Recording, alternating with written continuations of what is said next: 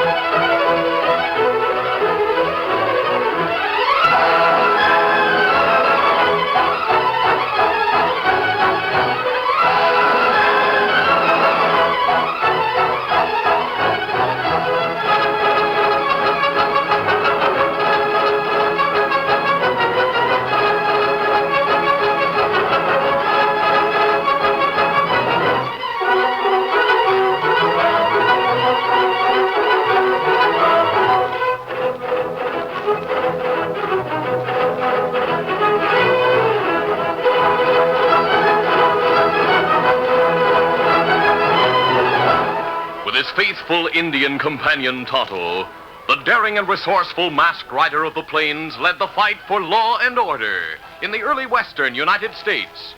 Nowhere in the pages of history can one find a greater champion of justice. Return with us now to those thrilling days of yesteryear. From out of the past come the thundering hoofbeats of the great horse Silver. The Lone Ranger rides again. Come on, Silver. Let's go, big fellow. Hi-yo, Silver! Away!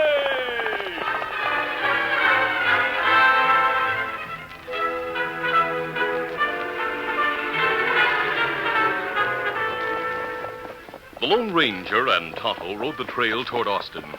The trail they were following was on a plateau that overlooked the plains. Suddenly, Tonto pointed to the plains below and spoke. Look, Kimasabi. Stage coming, cross plain. Horses seem to be running wild, Tonto. I'll use my binoculars. Whoa, Silver. Whoa, easy, steady now. Tonto, there's no driver on the seat of that stage. We'll go down and try to head it off. Let's hurry. Come on, Silver. Come on, Scout.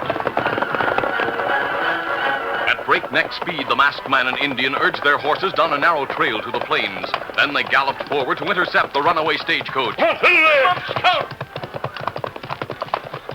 As the careening stage approached, the Lone Ranger swung Silver around so that the great white stallion could run alongside the swaying vehicle.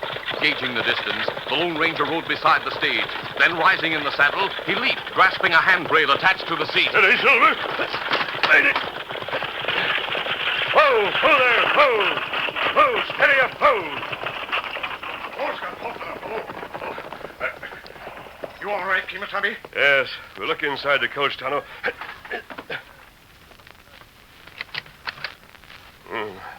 Coach is empty. Maybe it wasn't carrying any passengers. The driver and guard were both shot from the boot. Maybe that's right. What we do about the stagecoach? Turn it around and drive it back the way it came, Tonto. I'll ride ahead in case the driver and guard are lying wounded somewhere. All right, let's hurry.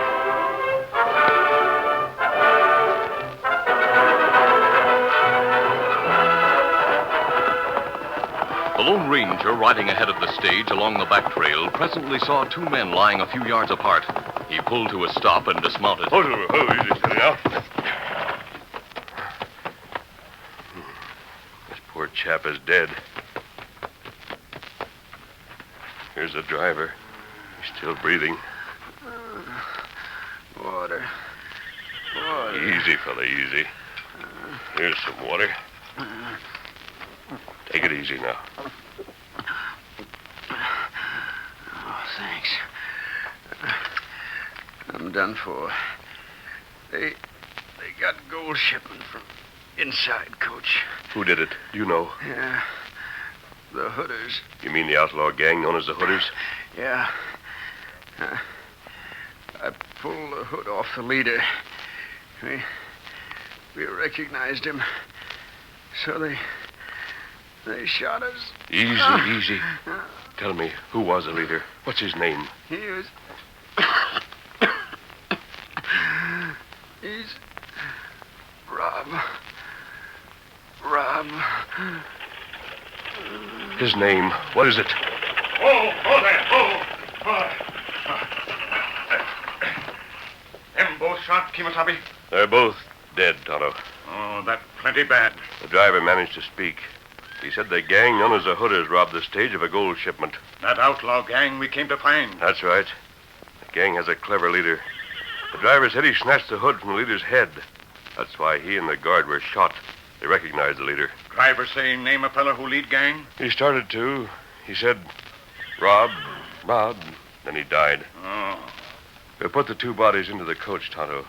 You drive the stage to town, explain to the sheriff. I'll wait for you nearby.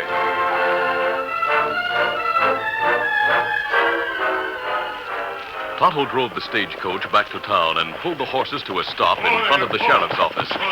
The sheriff and his deputy came out of the office and approached the stage. What's the meaning of this, Indian? How come you're bringing that stage here? That's a stage that left here a while ago, Sheriff. That's right.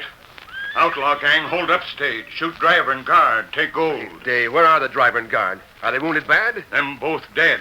You find bodies in coach. Holy mackerel. Let's have a look, Sheriff. Yeah, the Indian's right. They're both dead, all right. How do we know this engine didn't have something to do with the holdup? Yeah, that's right. Indian, you've got some explaining to do. And me ride trail with friend. See stagecoach running wild along plain. We stop horses and then ride back and find driver and guard. Yeah, but how do you know a gang held them up and did the killing and robbing? Driver still alive. Him tell that before him die. Him say gang wear hoods to hide faces. By Jiminy the Hooders. I reckon the engine's telling the truth after all. Me tell truth. Me not bring back stage if me with gang. Yeah, that makes sense. All right, Indian, you can leave if you want to. We'll take care of these bodies, and I'll start out with a posse. The Lone Ranger waited in a grove of cottonwoods just outside of town. Within a short time, Tonto returned. Oh, Scout. Oh, fella. Easy, Scout. Easy, fella. Did you have any trouble, Tonto? No, Kimasabi. Me tell sheriff what happened. Him say posse starts soon to hunt gang. We'll go back to the spot where we found the two men, try to pick up the gang's trail. Here, Silver. The big fella, easy. Easy, Scout. Easy, fella. Come on, Silver. Come on, Scout. Meantime, in town, a crowd had gathered as the bodies were removed from the stagecoach and taken to the coroner's. Several men had gone into the sheriff's office to get the facts of the holdup and killing. One of them, known as Deal Robinson, and who owned the local hotel and cafe, stood before the sheriff's desk, acting as spokesman for the crowd. He was saying, Sheriff, you say the stage and the bodies were brought into town by an Indian. Yep, that's what I said, Mr. Robinson, and that's the way it was. It seems to me you should have held that Indian for questioning.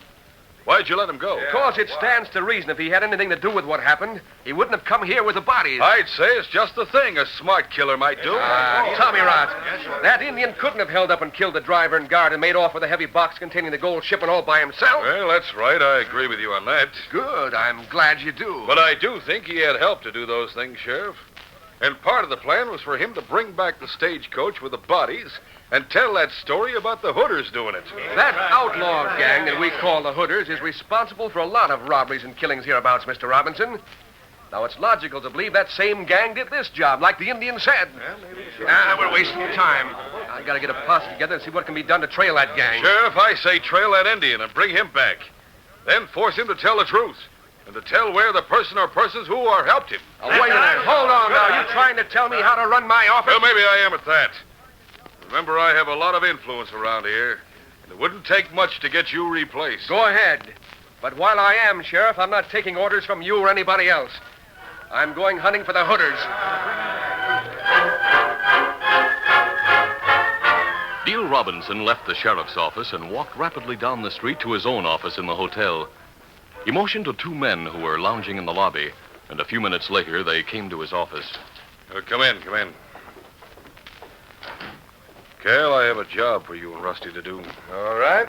What is it, boss? Yeah, anything you say. You both saw the Indian who drove the stage into town, didn't you? Yeah, we saw him when he drove past the hotel. That's right. Good. I tried to throw suspicion on that Indian, but the sheriff wouldn't listen to me. He's determined to blame everything on the Hooders. Well, he isn't far from wrong at that. I don't see anything funny about that. Oh, stop worrying, boss. When we separated at the creek, each of us covered his trail on the way back to the hotel. Sure, the sheriff and the posse never picked up our trail yet. Well, there's always a first time. I don't like the way he talks to me. He as much as told me to mind my own business. Forget it. There's nothing you can do about it. Yes, there is. He's leading that posse out to where the holdup took place. Cal, I want you to head out of town right away and wait behind the rocks just across that narrow gorge. Wait for what? The sheriff and posse will ride the trail along the other side of the gorge. Use your rifle and pick him out of the saddle. Then head for the creek and cover your trail back here. You mean ambush the sheriff? That's right. The posse will have to ride back a mile to get across that gorge. That'll give you time for a getaway. All right. That's where you want it. What am I supposed to do? Rusty, I want you to start out right now and trail that Indian who brought in the stage. Find him and bring him back here to town. What do you want with him? We'll say he admitted having helped in robbing the stage and that he shot the sheriff. I'll talk the townsmen into hanging that Indian. Then I'll talk them into appointing you sheriff with Cal as deputy.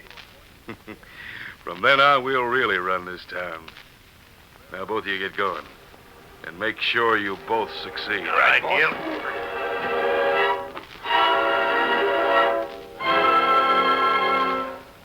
Cal immediately left town, and 10 minutes later, the sheriff and the posse rode away. Meantime, the Lone Ranger and Tonto had picked up the gang's trail at the scene of the stage holdup. They followed the tracks to the creek, then began a careful search to find out where they left the water. The Lone Ranger found the trail of one horse and signaled for Tonto to join him at that spot. Tonto rode to a stop where the masked man was waiting. Oh, Scout, oh, feller. Oh. What you find, Kimasabi? The tracks of one horse, Tonto. It's evident the members of the gang separated, leaving the creek at various points. That's right. If we follow the trail of this one, it should lead to the others eventually. But maybe it not trail of one of outlaws. That's possible. But you can see that the tracks are fairly fresh. Means, of course, since we've been searching downstream, that the gang moved in the direction of town. That's right. We'll follow this trail and see where it goes. Come on, Silver. Get him up, Scout.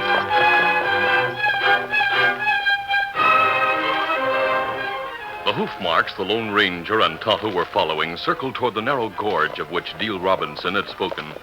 As the two men approached the gorge, the tracks they were following crossed a smooth, rocky surface.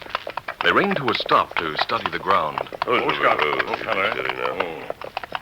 Tracks not turn off. Them go straight ahead. Oh, I see. We'll... Look, Tonto. Over to the left near that boulder. Feller on horse. Him seem to be watching trail cross gorge. That's right. He's holding a rifle. Him not here to stop here. All right, let's move closer. Come on, Get Silver. him up, Scout. We'll stop here and watch him. Oh, Silver. Oh, Scout, oh, feller. Oh. Look, Kimasabi. Riders coming up trail, just cross gorge. Looks like a posse. We see sheriff riding in front. That man, Tonto, he's aiming his rifle. Him wait till them get closer. Maybe try shoot sheriff. I'll stop him. Him drop rifle, grab arm. I think I creased his arm. He's leaving now. We'll follow him, Tonto. Come on, Silver. Get him up, Scout.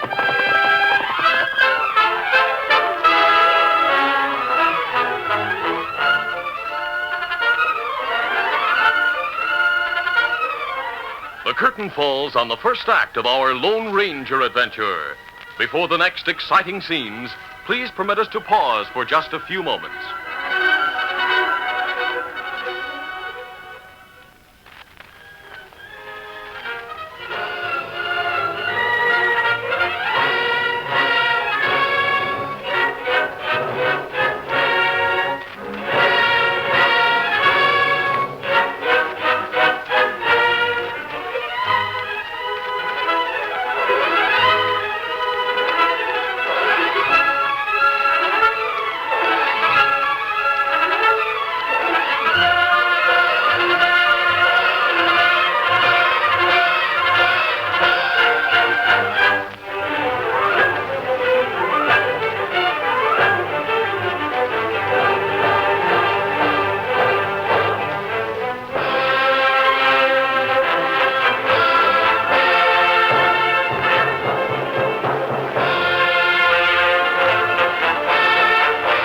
Now to continue.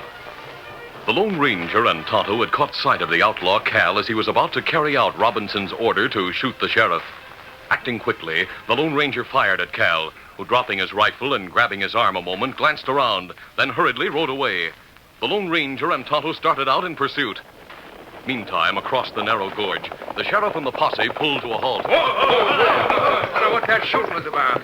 Look, there goes somebody over there. Throw lead at him. I thunder, that looked like Robinson's man, Cal Pittman, being chased by an Indian in a masked hombre. Yeah, did you see that paint horse the Indian was riding? I bet he's the same one who brought in the stage. Maybe Robinson was right after all, Sheriff, about that Indian. I hate to admit it, but maybe the Indian did have something to do with that holdup.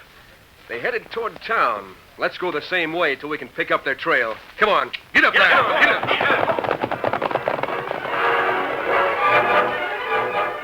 Cal rode directly to the hotel and reported what had happened to Deal Robinson. The Lone Ranger's bullet had creased his arm, and after the wound was attended to, Cal and Deal discussed the situation. I was just about to shoot the sheriff, boss, when the masked man's bullet creased me. I got a quick look before I rode away, and I'm sure that Indian who brought in the stage was with him. What about the sheriff and the posse? How'd they act? Well, they were yelling and throwing lead as I left. Well, maybe it's just as well, Cal. If they saw the Indian and masked hombre, they'll think I was right after all. Oh, here's Rusty. Sorry, boss. I lost the trail of that Indian. Yeah, forget it. Things are turning my way without getting the Indian. Yeah, what's the matter with your arm, Cal? Did the posse wing you? We'll tell you about that later. Let you fellas go upstairs and join the others. I'm going to watch for the posse to come back and see what the sheriff has to say now.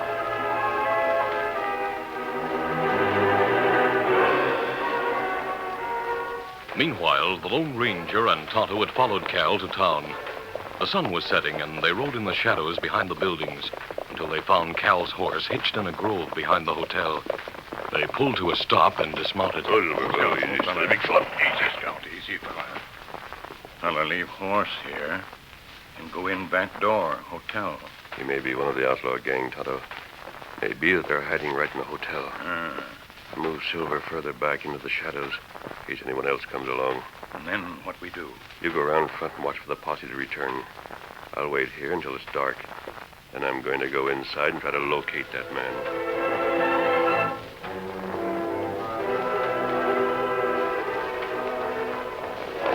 A short time later, the posse returned and drew rein in front of the sheriff's office.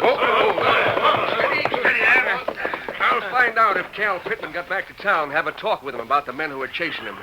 And if the moon comes up bright, we'll try to locate them. Hey, Sheriff, here comes Cal now. Robinson's with him. Cal's got a bandage on his arm. Zalhoots must have winged him this afternoon. We've been waiting for you to get back, Sheriff. While you were out hunting for an outlaw gang, Cal was attacked by that Indian and a masked man. I told you that Indian was the one you should have trailed. Sure. I was lucky they didn't kill me, Sheriff. Yes, but what I want to know is what you were doing out there on the other side of the gorge. Well, frankly, I sent Cal and Rusty out separately to try to trail that Indian. I wanted to prove to you I was right, Sheriff. Yeah, I was trailing that redskin when they jumped me. I saw you and the posse cross the gorge, but I knew you couldn't do anything to help then. Yeah, maybe you were right, Robinson, about that Indian. We saw him with a masked hombre setting out after Cal. That's right. You mean they followed him? Yeah, looked that way to us. Hey, Sheriff, he just moved up on the edge of the crowd. That Indian. I thunder, that's him, all right. Cover that Indian man and bring him here. All right, go ahead. Wait. Me not do wrong. You're covered, Indian. Come here. Come on, me not savvy. Why you hold guns on me? Make him tell where his masked partner is, Sheriff. Sure. Remember, 2 men were killed on that stage, and Cal was wounded. You made a mistake in coming back here to town, Indian. Me not make mistake. Where's that masked man? Where is he? Me not talk. Well, by thunder, we ought to string him up right Oh, now. wait, hold on, Rob. Wait a minute. None of that kind of talk. I'll attend to this in my own way. So far, you've made a botch of the whole thing. If I hadn't sent my own men to hunt this Indian, the truth wouldn't have come out. Truth not out yet. You get inside, Indian, and be quick about it. I'm putting you behind bars until I get the facts. I'll get going.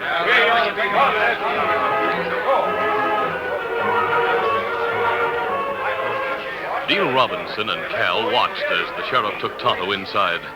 Then, when the sheriff and his deputy were safely out of earshot, Deal turned to the group of curious onlookers and spoke. Well, man, all of you are law-abiding citizens of this town. You, along with me and other businessmen here, deserve protection from vicious outlaw gangs that roam the territory. Now, you all know what happened today. The gang known as the Hooders robbed the stage and killed 2 men. That Indian brought the stage back to town. I saw all along, and I told the sheriff so, that it was a brazen trick of the Indian to throw off suspicion. But did the sheriff listen to me? Did he? No, he didn't. Of course he didn't. I put a lot of money and effort into helping this town grow. Yet I and you have to take that kind of talk from a man we put into office as sheriff to protect our homes and property. We don't have to string us. Because I felt I was right about not trusting that redskin, I sent my own man out to trail him. Perhaps find that outlaw gang's hideout. Cal found the Indian with a masked man. That's right, and when they found out I was trailing the Indian, they tried to kill me just like they killed the stage driver and the guard. I was lucky enough to get back to town to tell about it with only an arm wound. The sheriff isn't doing his job right. No, he even sticks up for that redskin. No, wait. I'm not trying to turn you against the man who legally represents the law around here.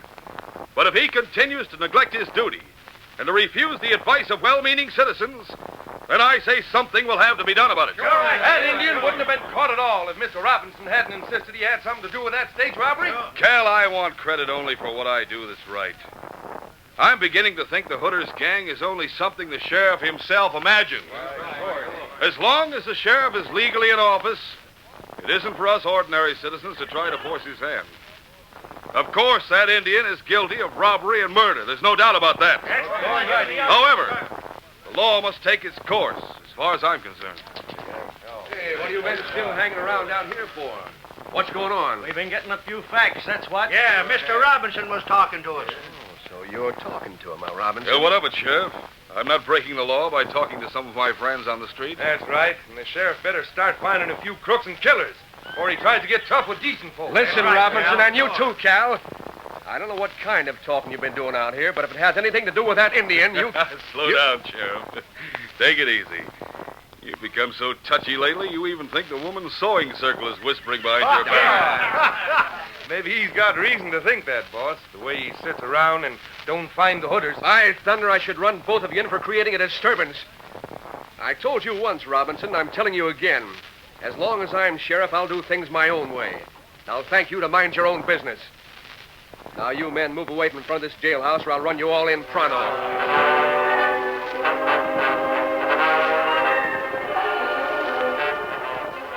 After darkness fell, the Lone Ranger, not knowing what had happened to Tonto, left the grove and cautiously made his way into the hotel through the back door. He moved along the dimly lit corridor, stopping momentarily to listen at each door. Suddenly, he heard steps and voices coming through from the lobby. He quickly moved into a cross hallway and flattened himself against the wall in the shadows. Now that the Indian who brought the stage to town is in jail, we'll make our next move. What'll that be? Good lynching party tonight will put the sheriff in bad. Rusty, go upstairs and have the others come to my office. I'll tell my plans to all of them. All right, Jim.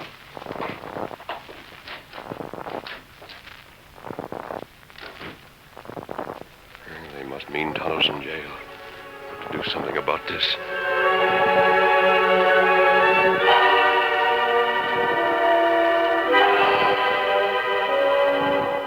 A short time later, the sheriff and a deputy were at the sheriff's office talking. I sure don't like Robinson's attitude. Thinks he runs this town. Yeah, he certainly don't seem to like you, Sheriff.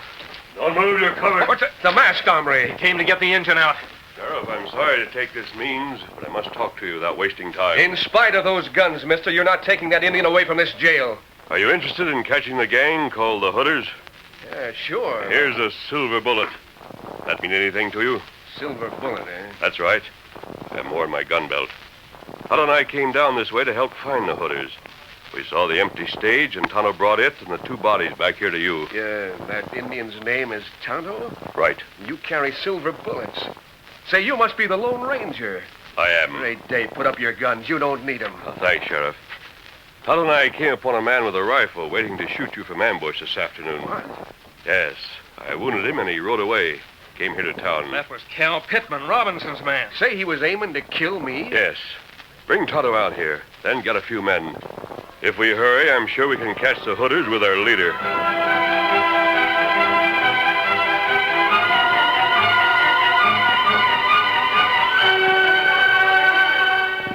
In Deal Robinson's office, Cal and Rusty, with three other men, listened as Robinson talked. Cal, you and Rusty keep under cover tonight. I'll have Joe and Pete go to the cafe and arouse the men against that Indian. It'll be easy for a big lynching party to take him from jail and string him up. What good does that do us? I've accused the sheriff of making a lot of mistakes right along. After the lynching, I'll accuse him of not protecting his prisoner until we could locate the masked hombre. What about that masked man? He's still on the loose? Yes. And after I get you appointed sheriff, Rusty, you can blame everything our hooded gang does on that masked man. And we'll be able to operate without any trouble from the law. What? The box of gold from the stage is in my closet over there. If you men do a good job tonight, we'll divvy up what's in that box in the morning. I'll get going to the cafe. All right. Don't move, any of you. See the sheriff and the deputies. What's the meaning of this? We heard everything that was said, Robinson. You're the leader of those hooders. I'll settle you. Now keep reaching, the rest of you. Must have men posted at the window. Fight your way out, men! Go down fighting! No! They're through, Sheriff. Yeah, they are. Search the place, men. Here's the box of gold in this closet. Yeah, and here are the hoods they wore in the desk drawer. You have nothing on me. Shut up! Men like you are a disgrace. Like the masked man said, you keep the West from growing. Bring us a bad name out this way. You're all going to jail for the murder of the stage driver and the guard. What do you mean the masked man said that? What's he got to do with this? Well, he saved me from your bullet a minute ago when he shot through the window. That's twice today he saved my life. He and that Indian sure are a great pair of hombres. Why should he help you? Who is he? Before you decided to plot against that Indian, Robinson, you should have found out that he was the one who rides with the Lone Ranger.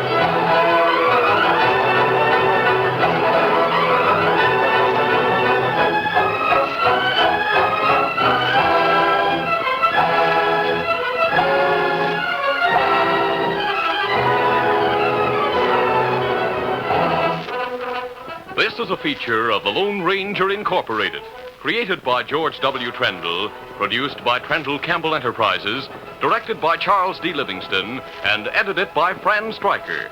The part of the Lone Ranger is played by Brace Beamer.